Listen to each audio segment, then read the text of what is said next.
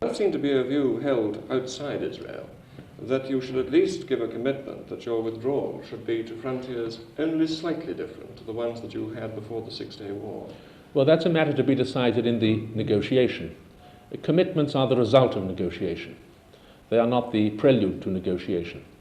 Let us see what the changes are, and then let's describe them or photograph them afterwards. You will give no commitment before negotiation, even if it means no negotiations, even if it rules out negotiations for the Egyptians.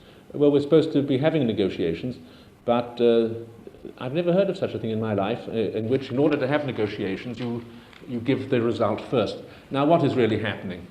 The United Arab Republic is saying you can have an agreement with the UAR, provided the UAR or Dr. Yaring write every single word of the agreement, and Israel's contribution to the agreement must be its signature on the dotted line.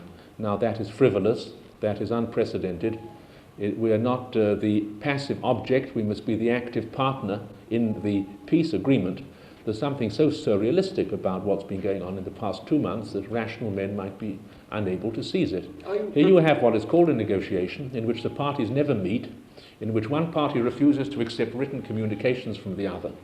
And then you end up with a proposal that Israel's role in this negotiation is to sign blindly, without comment or modification, documents presented by others. Our future is at stake.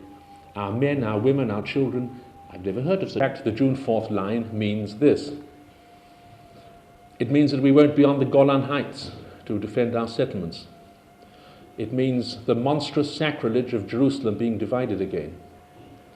It means that peace and war at Sharm el-Sheikh is not in our hands.